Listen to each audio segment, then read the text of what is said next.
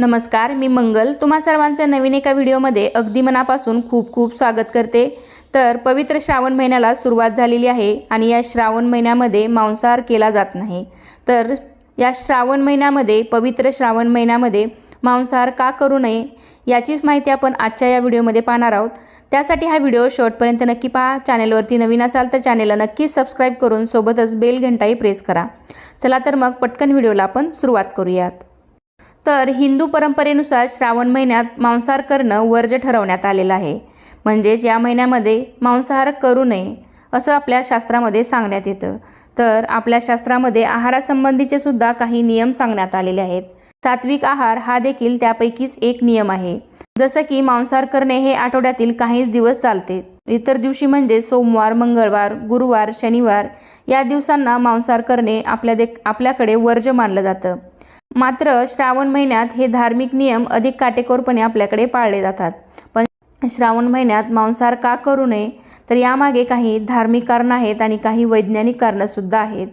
तर विज्ञानाच्या दृष्टिकोनातून याच्याकडे पाहण्याचा प्रयत्न केला तर ही परंपराच वैज्ञानिक दृष्टिकोनातून लक्षात घेऊन सुरू झाली असावी। श्रावण महिना हा पावसाळा या ऋतूमध्ये येतो। श्रावण महिना हा हिंदू पंचांगानुसार आणि भारतीय दिनदर्शिकेनुसार 5वा महिना आहे। या महिन्याच्या पौर्णिमेला चंद्र श्रवण नक्षत्रात असतो, त्यावरून या महिन्याला श्रावण असे नाव मिळाले आहे। श्रावण महिन्याला सर्व व्रतांच्या सणांचा राजा म्हटलं जातं। श्रावण महिन्यातील प्रत्येक वारी कोणत्या ना कोणत्या देवतेची पूजा वा व्रत करण्याची हिंदू धर्मीयांची परंपरा आहे। पावसाळ्यातील वातावरण हे दमट ओलसर असतं, तर या काळात रस्त्यावरचे खाद्यपदार्थ खाण्यास आपण मज्जा करतो। हे याच खराब वातावरणाच्या कारणामुळे हेच कारण धर्मशास्त्रांनी देखील इथे दिलेलं आहे। पावसाळी वातावरणात मांसावरील बॅक्टेरिया वेगाने वाढतात। उन्हाळ्यात उष्णता, सूर्यप्रकाश यामुळे बॅक्टेरिया वाढू शकत नाहीत। मात्र पावसाळ्यात हे जीवाणू आणि विषाणू वेगाने वाढतात। त्यामुळेच पावसाळ्यातला म्हणजे श्रावणातला मांसाहार हा अनेक रोगांना आमंत्रण देणारा ठरू शकतो। श्रावण महिन्यात मांसाहार केल्यास वेगवेगळ्या व्याधी जडू शकतात, अनेक प्रकारचे आजार होऊ शकतात। श्रावणात मांसाहार करणं वर्ज्य आहे। त्यामागील एक महत्त्वाचं कारण म्हणजे आरोग्य। श्रावण महिना हा प्रेम आणि प्रजनन काळ सुद्धा मानला जातो। या काळात मासे तसेच इतर पशु पक्ष्यांमध्ये गर्भधारणेची संभावना असते। कुठल्याही गर्भवतीची हत्या करणे हे हिंदू धर्मात पाप मानले जाते। तसेच कुठल्याही गर्भवती जीवाला खाल्ल्याने मानवाच्या शरीरात काही हार्मोनल समस्या उद्भवू शकतात। तसेच या काळात मासे प्रजनन करत असल्याने जर मासे खाणं चालू ठेवलं तर माशांच्या प्रजाती संपून जाण्याची देखील भीती असते। त्यामुळे वर्षभर खाण्यासाठी नवे मासे जन्मावेत यासाठी श्रावण महिन्यामध्ये मासे खाणे किंवा मांसाहार करणे वर्ज्य मानलं जातं।